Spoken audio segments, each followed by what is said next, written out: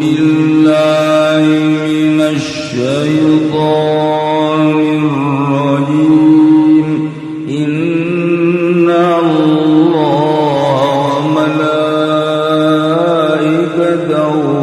يصلون على النبي يا أيها الذين آمنوا صلوا عليه وسلموا تسليما اللهم صل على سيدنا محمد وعلى آل سيدنا محمد.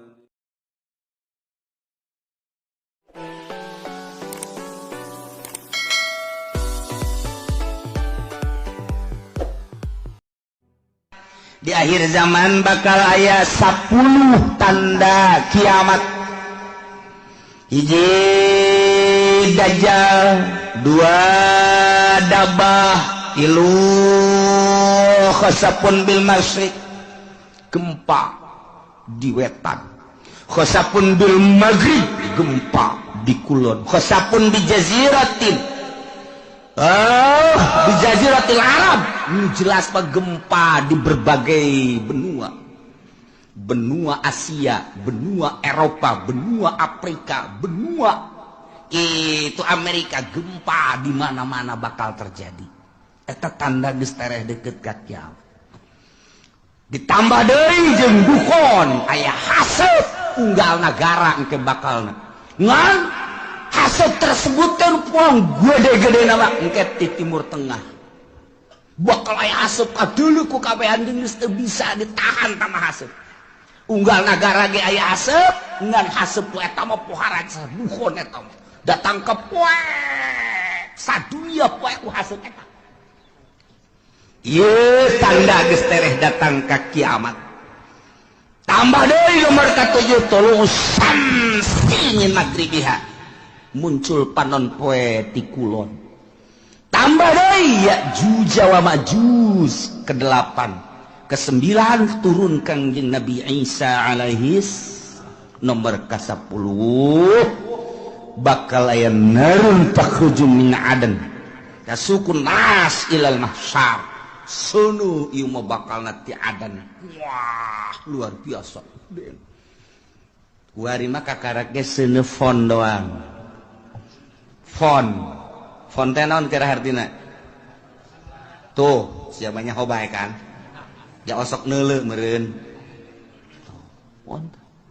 Ieu dibawa di negara ka negara terus aya nu nasional aya nu internasional diiring ku kabehan. Wah, dipuji-puji. Eta teh buatan Yahudi jeung Nasrani. Ngalambangkeun bahwa seuneu teh sesembahanna baheulana. Nu kuari diagung-agung dunia nyaho kabeh. Engke mah bakal aya seuneu sadunya kadeuleu ku kabehan lain diiring-iring. Bahkan ieu mah bakalna seuneu teh ngiringkeun jelema ka mana bae ditutur-tutur geus geus. Dibalikeun ku Gusti Allah. Masya Allah kan. Nah iya bakal terjadilah seperti yang tadi dijelaskan. Gemandak Imam Tabrani nyaritakeun di sanadihi an Nabi Zar qala Nabi sallallahu alaihi wasallam. Kangjeng Nabi nyarita dina hiji poe atadruna aila tazhabu hadhihi syamsu. Mane nyaho ka mana ieu panon poe leumpang? Iza gorobat di mana surup ka mana coba hayo? Qalu cak sahabat-sahabat Allahu wa rasuluhu alam. Gusti Allah sareng Rasul anu maha uning. Cek Kangjeng Nabi inna tadhabu illa mustaqar. Nyana leumpang ka tempat cicingna tahtal arsy dihareupeun aras. Panon poe ta unggal poe asal surup aya di handapeun aras. Tidinya manehanana fatakhru ngejungkel sujud ka Gusti Allah. Unggal poe ta panon poe teh kos kitu bae ta. Unggal poe takhru sajidah fala tazalu kadzalik. Lamun ku Allah dican dititair tapi urang para je balik dina hiji eta manehna sujud bersyukur ka Gusti Allah. Cak Allah udang panonton balik deui kawetan sakumaha biasa unggal poe asal datang ka hanapeun aras sujud cak Allah udang ayeuna balik deui kitu beta masyaallah teu eureun datang ka kuari masih keneh kitu bae bakal terjadilah engke eta panon poe teh ku Gusti Allah lain titah kana tempat biasan fa iza aradallahu ayutli'aha min magribiha abisaha ketika Allah nitah ka panon poe titah muncul di kulon diantepkeun heula panon poe teh henteu titah hudang ku Gusti Allah teh diantep bae datang ka kebel panon poe kok teu titah tanggah-tanggah ai kok teu dititah hudang ai cek Gusti Allah kok diantep kieu datang ka naya panon poe teh ka Gusti Allah ya Rabbi heh pangeran abdi inna masiri ba'id lalakon abdi teh jauh ieu kok diantep kieu kumaha cek Gusti Allah itla'i min haitsu gorobat kuari mah maneh muncul di tempat nu maneh surup muncullah di kulon kakarak jelema kaget kabeh weh ja bener horeng nu dicarita-caritakeun ku kiai-kiai teh bahwa panon poe teh muncul di kulon weh bener kuari itu dulu kaget kabehan eta memehna teh poek tilu peuting meneh muncul di kulon panon poe disekep ku Gusti Allah ditahan tilu peuting kanyahoanana ku ahli tahajud nu tahajud Allahu Akbar nu biasa 10 rakaat jam sekian tambah deui ke diakhiri ku witir nya namun maca Quran maca sholawat biasana jam 3:30 terus subuh ramang yang ramang ieu mah jemaat terus bae tapi begitu bantah salat subuh poek keneh bae poek keneh kok poek bae terus jam geus menunjukkan jam 12 terus poek keneh bae ahli tahajud geus carang hari tangan aya keneh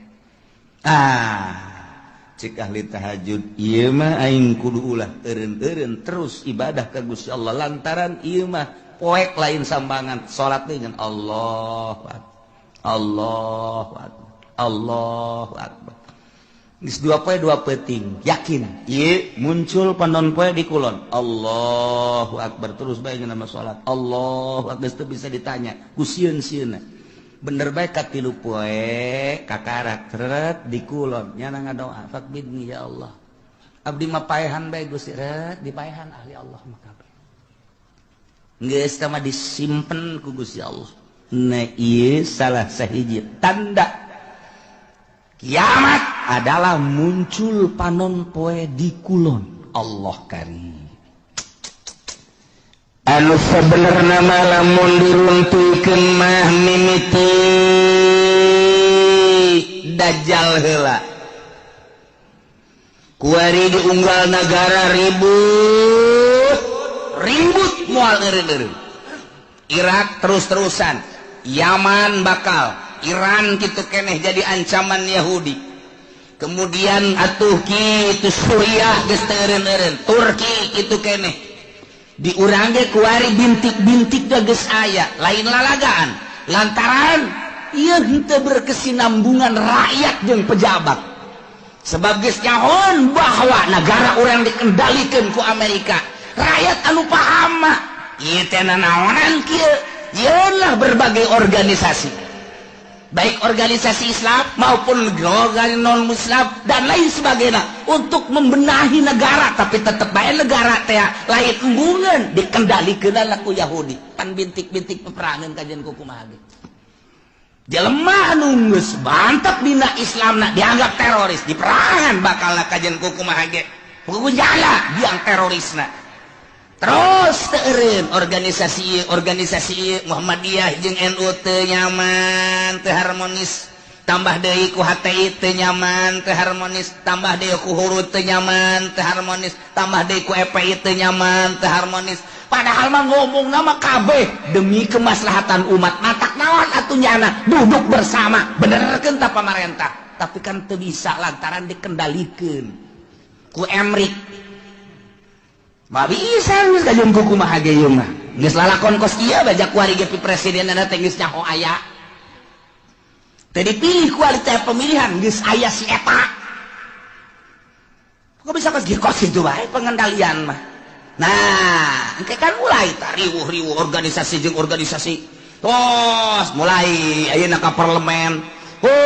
Terus iya ribut lah. Pasti bae ribut engke nyabelah rakyat jeung pemerintah. Sebab pemerintah dikendalikan ku Yahudi, tidak berdiri sendiri. Rakyat embung dikendalikan ku Yahudi atau ku Amerika. Timbullah engke bakalna tentara bagi dua, polisi bagi dua. Ribut pasti di negara. Irak model kos gitu, Iran model kos gitu, Suriah model kos gitu. Nu kuari eukeur bae, Mesir, Suriah seperti gitulah. Ieu wayang Amerikana teu disetujuan ieu teh ku rakyat. Rakyat teh hayang nyieun sorangan nu mandiri. Kemudian geus aya di dieu boga lalakon. Ieu Amerika, ieu jelema ribut lah. Rakyat bagi dua, polisi bagi dua, ABRI bagi dua. Mesir model kos gitu. Suriah model kos gitu. Ya, kuari pemilihan di Irak teh lantaran ieu teh buatan Amerika, rakyat embung, bom sing jelebur. Suriah kitu kene. Ieu kami mah hayang ieu isulah ka urang. Kieu lah.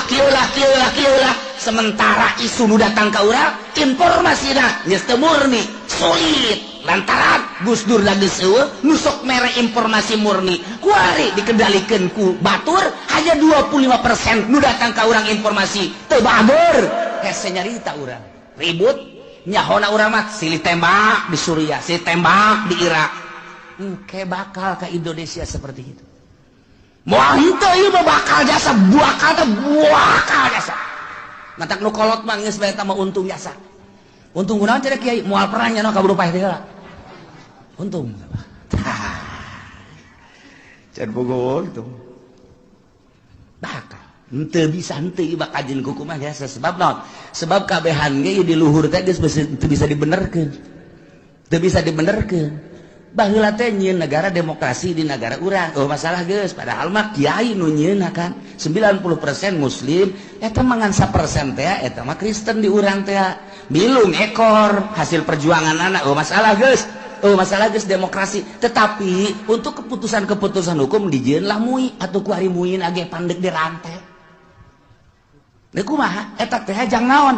Jang supaya hukum-hukum Islam teh ngeunaheun. Di steril kumui, geus ditosran lah kumui. Urang damai hirup teh.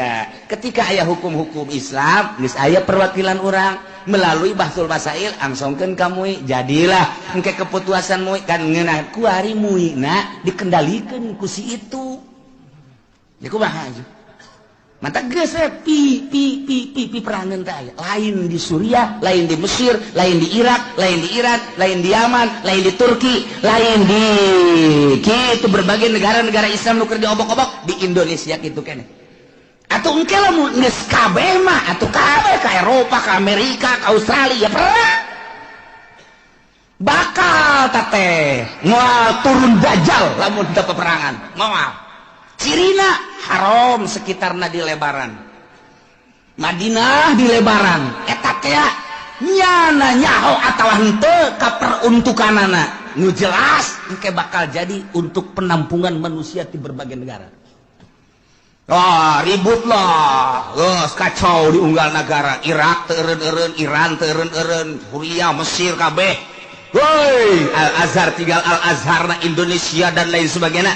Hayang nyalametkeun diri kamarkah kaditu didesak pemerintah Arab engke supaya membuka lebar-lebar bagi urban di berbagai negara sebab geus kacau lah luar biasa.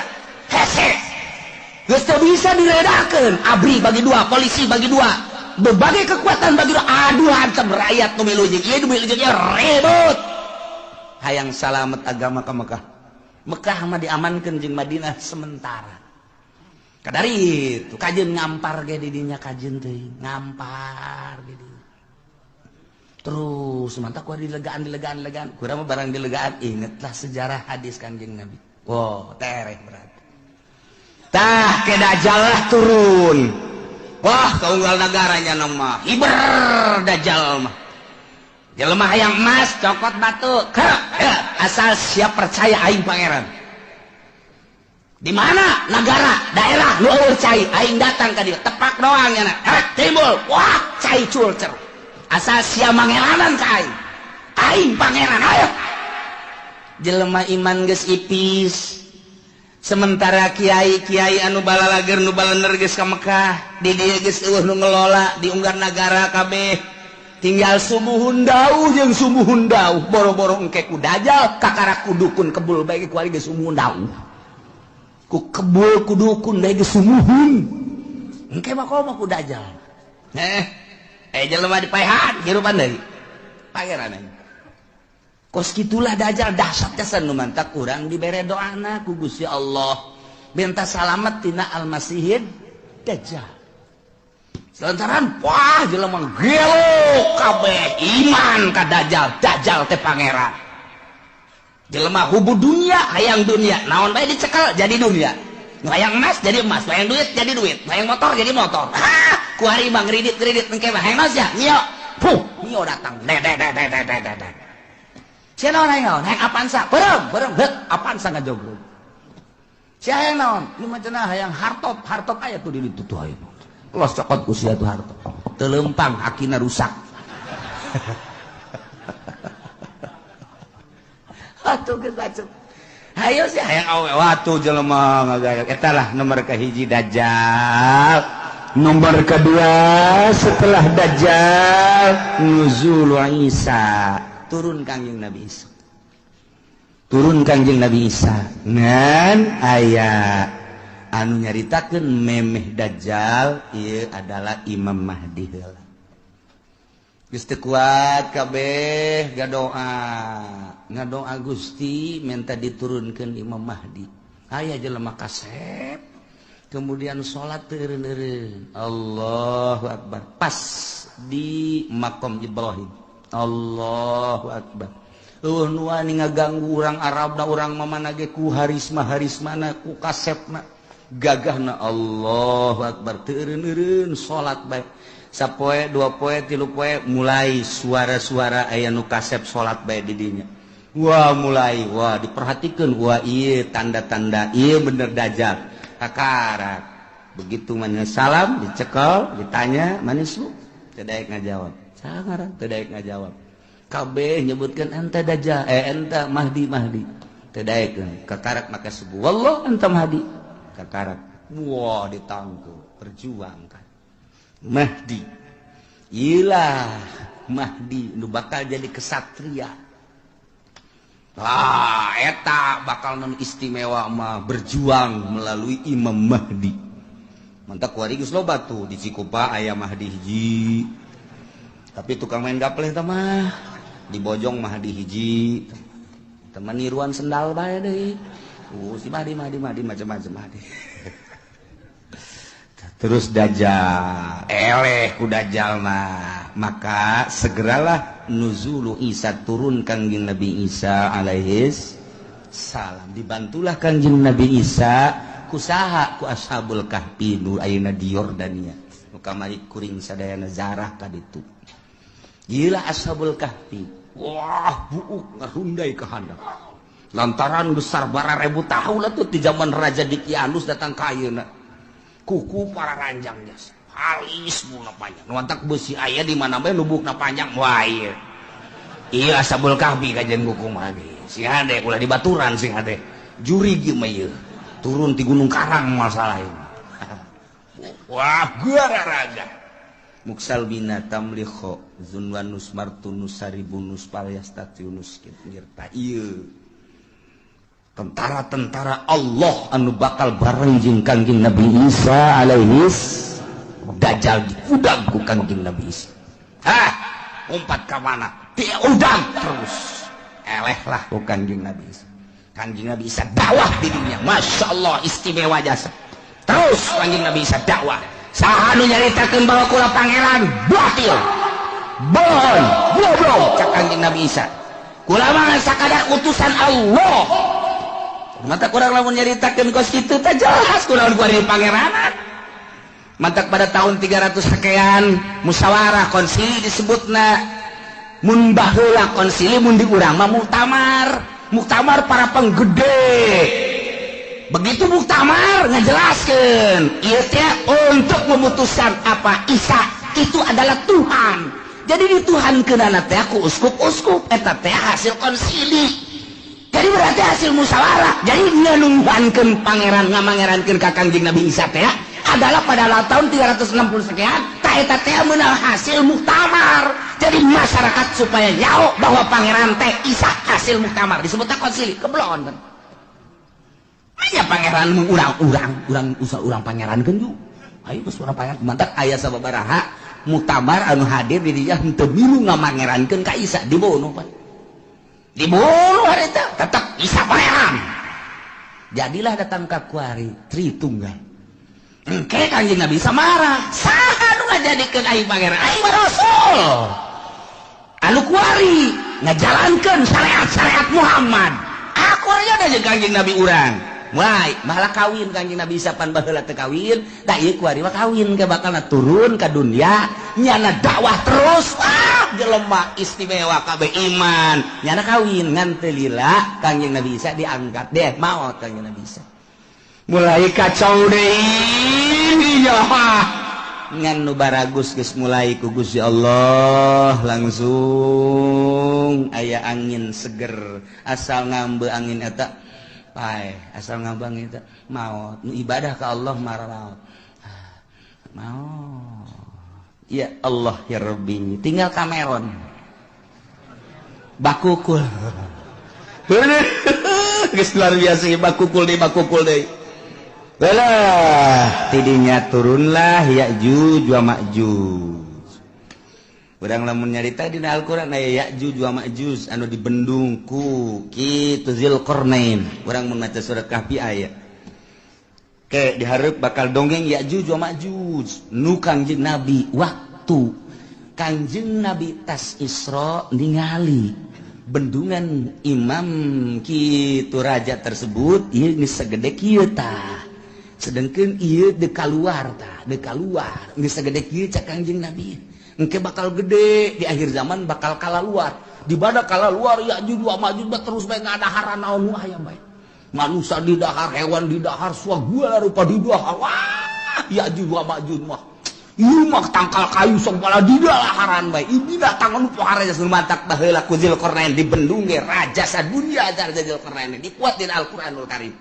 ngan eta bendungan Raja Zulkarnain teh ya nu kuari di laut manana ieu ditelusuri ke berbagai ilmuwan dunia seluruh benua Asia, Afrika, Amerika, Eropa, Australia ya urang teangan coba bendungan Zulkarnain teh di mana ieu sebab Ashabul Kahfi kanyahoan Kanjeng Nabi Syuaib kanyahoan dan lain-lain sebagainya kanyahoan urut Kanjeng Nabi Elut kamari laut mati aya kanyahoan kabeh aya ieu teh di dunia nu aya dina sejarah nu di Quran teh aya kabeh kemudian piramid aya Firaun aya dan lain sebagainya aya ieu bendungan Zulkarnain ieulah anu encan kapanggih datang ka pardetik ieu nah tapi geus mulai kuari kanyahoan geus mulai berbarengan jeung kanyahoanana kapal Kanjeng Nabi Nuh teh kuari teh aya keneh kapalna aya keneh kapalna geus sindek urang kadar itu hayu di mana cenah Kiai lah sia mah diajak ka Banten ge hararese komo ka ditu atuh di Gunung Arat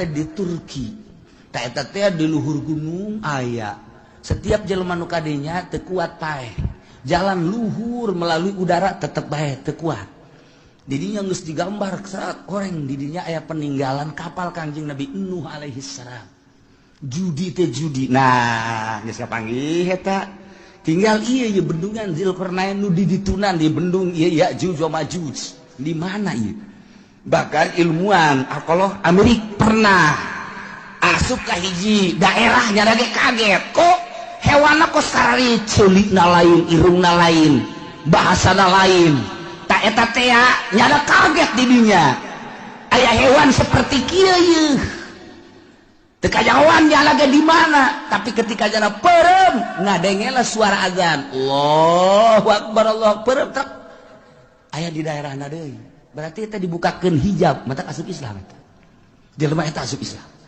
loba jasa di Amerika anu menemukan di Inggris di Belanda kemudian asup Islam loba ieu mah keur carita hayang mengetahui tentang bendungan Dzulkarnain geus sapangi aya sababaraha menemukan buah ieu cuman buah doang ketika ayah seseorang anu menemukan hewan seperti itu apa iya Ya'juj wa Ma'juj teh maka manehanna ngadenge suara azan kemudian bentak geus lain di dinya deui tah eta teh negara-negara kos kitu teh loba urang ge kuari ge urang nu ka Banten aya nu aju ka dulu istana kerajaan eta berarti diajak ka negara itu kamari aya deui nu liwat ka dinya bae oh aya kerajaan di daerah dia diketos bae kerajaan ketos Raja Jurig newo-newo meureun tah. Gawat. Ieu da ieu urang kan kuari. Ieu teh kuari urang teh aya 3 dimensi urang cicing di dieu. Urang dimensi zahir kuari. Zahir kadeuleu ieu. Lamun urang dibukakeun hijab trek dimensi alam jin. Alam jin. Lamun waliullah dimensi alam hakikat bakal kanyawan hakikat. Jadi ieu teh sababaraha dimensi urang mau lantaran urang mah sapira urang atuh nu kadeuleu ieu deui kapangi ieu deui mun mingguan ka dieu jeung tukang uduk deui eta dimensi urang mah teh da ieu ke bakalna Ya'juj wa Ma'juj nah idinya kakarak summa khurujud dabbah jadi eta bakal Ya'juj wa Ma'juj engke ku Gusti Allah dihujanan blek hujan banjir para rakyat lah Ya'juj wa Ma'juj tinggal manusia-manusia anu nyilib araraya loba keneh di dunia teh dabah teh ya hewan eta nya nama leutikan ti himar hampir sarua jeung himar begal ceulina rancung biasa ngan nya nama mau patlot mau pulpen leungeunna nulisan jelema tarang ditulisan mukmin kafir geus teu bisa kukumaha nu katulis kafir wae terus sadunya mukmin kafir dabah eta mah terus nulisan eta masyaallah ieu lalakon lain lalagan ieu pohara jasa bakal katulis nah nu geus aya tulisan mukmin tidinya langsung teu kebel mau ngeunah geus tinggal nu kafir siapa kafir sia kafir sia ge dah tarang sia ya sia kafir sia ge atuh kafir gawe tah tidinya mah geus kafir engke mah bakalna awewe loba jasa lalaki kurang tak engke bakalna lalaki diudag-udag ku awewe datang kelai katangkal kalapa kiih-kiihna ge dilamotan ku awewe ku eueuhna lalaki lamun hayang mahmur engke tah aduh haju deui zina teh kuari makan masih kena di kamar masih kena di kontrakan eta anu kelas di hadap nu belah ditu da mah di hotel di tempat-tempat anu geus puguh lokasi-lokasina engke mah di sisi jalan kos kotok ieu hayang itu dibuka sleting beres geus geus hayang beres persis kos kotok bae geus beres ngan digabungkeun ku Gusti Allah gabung geus moal aya nu anakan moal aya nu anakan geus dibere gabung bae lantaran dikiamatkeun kan moal aya budak leutik nah aya hiji dua saeutik hiji dua paling meureun sadasa hiji nu reuneuh teh ya geus hese ngandur gabung bae geus teu araranakan ngomongna jelema ku geus lemah-lemahna iman ketika aya nu zina ieu jelema jana zina di dinya ngan ngomong kieu atuh hayang boleh di dinya belah ditu ke ngan ngomong kitu doang geus teu daya teu upaya geus sebab zina kabehan ngan ngomong da kitu ka hayang belah di dinya atuh ceukna belah ditu ke naon ih eta lalikan aing mah Geus beres ngomong gitu ditawaran daekeun. Pan blon eta.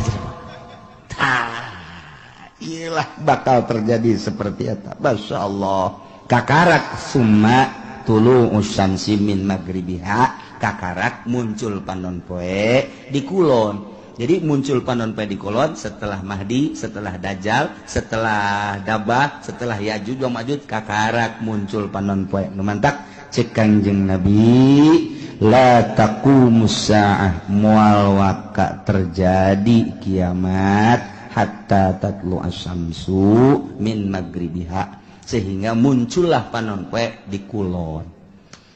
Tah ieu teh ditangtangan ku kafir teh. Urang Quraisy nyaon dina Taurat dina Injil geus dijelaskeun. Nu matak nyanalah aing mah daripada iman ka Quran jeung ka Muhammad, maningan beh hiji paeh aing.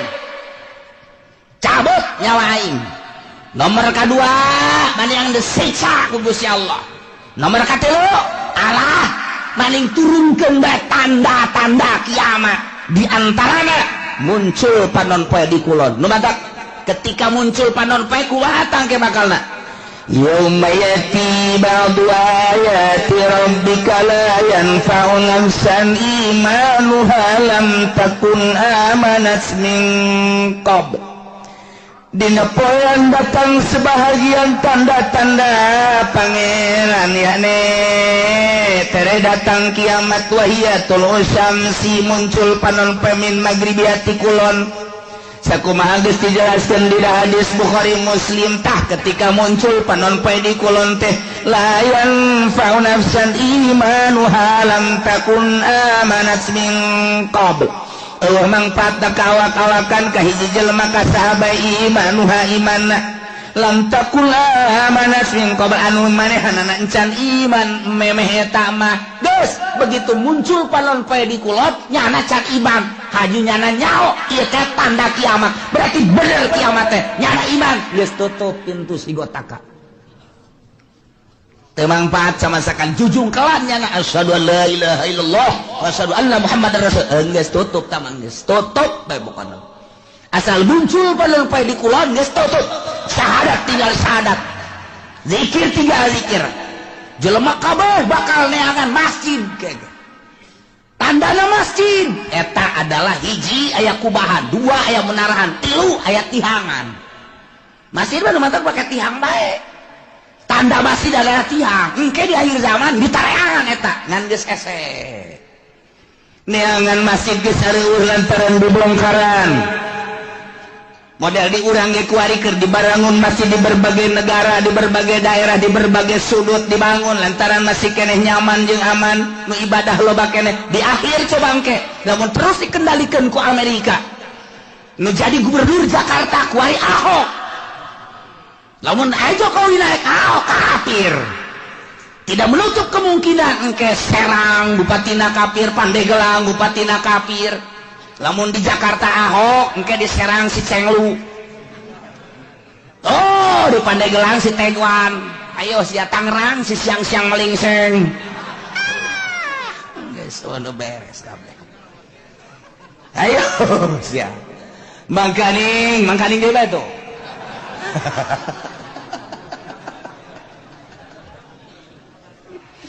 Lipo keur dibangun, BSD dan lain sebagainya bang didinya lah, aya pusat-pusat kegiatan-kegiatan kafir. Nu geus kanyahoan bae gapan dinasa baheula teh didinya teh aya senjata nu sakitu lobana deuk nanaon eta teh sa? Si Haryati, Haryati teh sa? Hah? Sakar ngaranna nu boga nasa? Anu cangkep teh pan sia nyaho, pan babaturan sia. Hartati. Tempat loba senjata didinya ente mah teu nyaho. Mantak dirahasiakeun ku pemerintah. Bongkar. Waduh, aya naon ieu?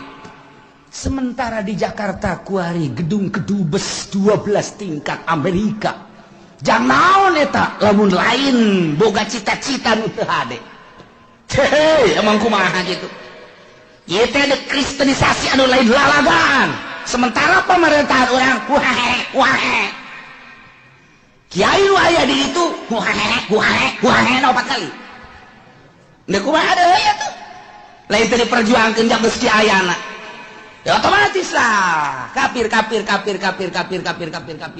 dia terus hasil dicokotan ku Amerika, hasil dicokotan dan lain sebagainya, orang dibangun kadele geus lemah na di orang, asal aya nu bergerak dianggap teroris, asal bergerak dianggap teroris, kan sararieun kabeh iman geus eueuh mulai gempor. Sudah tidak ada masjid-masjidan, masjid paling hiji dua kan meureun anu dipertahankeun. Ayo sia tanah dibelian ku nyana nyin gereja sadaek-daek. Ada kumaha deui ayo. Ya pemimpin urang ge nu handal, nu kuat. Ayo deuk kumaha kabeh sumuhun dawuh ke Amerika.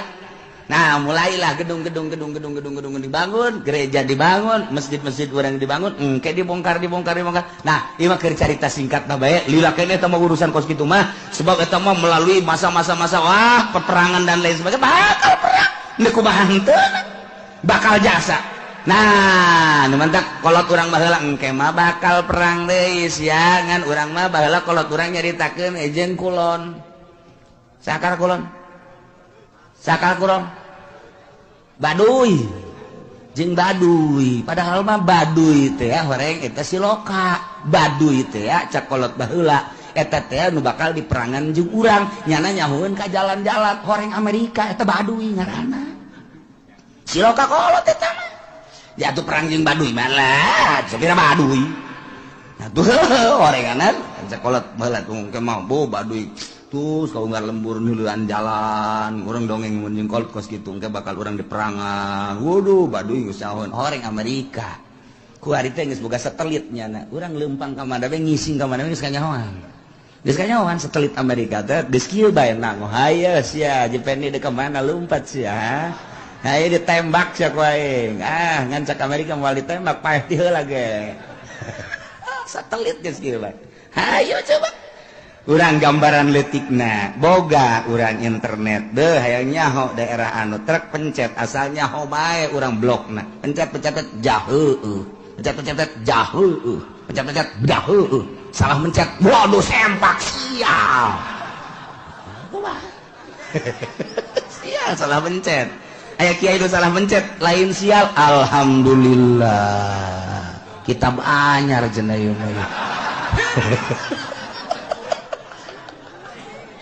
Aduh, Masya Allah. Aya dinya merekna Kiai Haji Google. Waduh, bener. Masya Allah. Di akhir jawan, nggak saya kumaha coba ya, lalakona.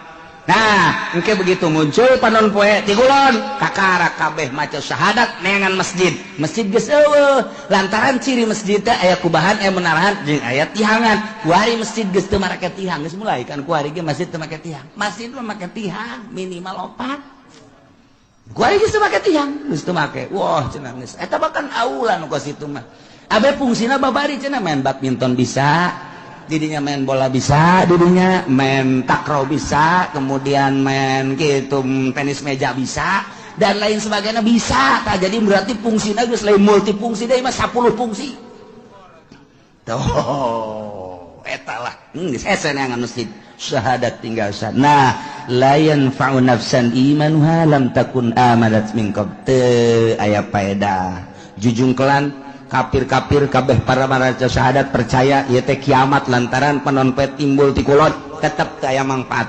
Aw nafsan lam takun kasabat fi imaniha atawa awak-awakan anu tatadina manehanana teu pernah ibadah teu aya mangpaatna nyana iman nama ka Gusti Allah cuma teu pernah salat teu pernah puasa harita mulai tobat ka Gusti Allah la tanfa'uha taubatuha teu mangpaat tobatna geus bae doraka bae.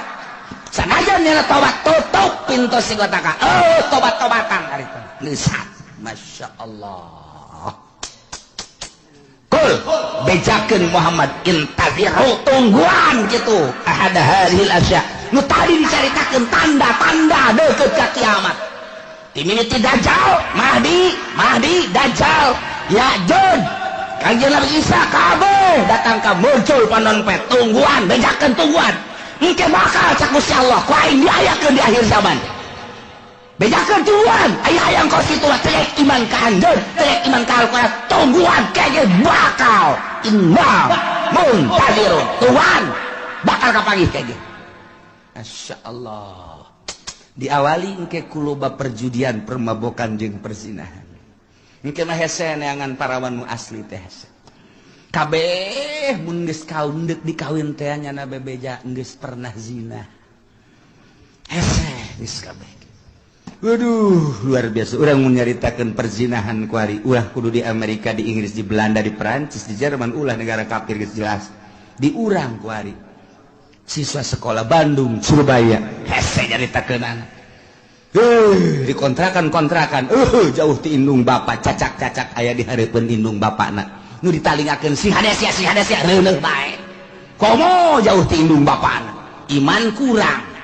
Duit kurang deui. Jang malayarkeun kontrakan, atuh pandang karak. Nah, kumaha deui? Kenapa pandang karak? Atuh ieu saya yang penting ada yang bayarin kontrakan cenah teh. Enggak bagus gitu kececes beres eta ya kececesan segala. Masya Allah. Nah iyalah caritaan ku parkures nunang tangan ka Kangjeng Nabi teu percaya ka Kangjeng Nabi jeung ka Al-Qur'an endahan manehanana nang tangan hayang paeh lah hayang datang siksa lah hayang tanda-tanda kiamat cak Gusti Allah geus bedakeun Muhammad ka manehanana tungguan ke bakal datang urang kuari geus ditungtung kuari mun ditingali sejarah target akhir zaman geus darareukeup jasa sebab tanda-tanda deukeut ka kiamatna geus aya.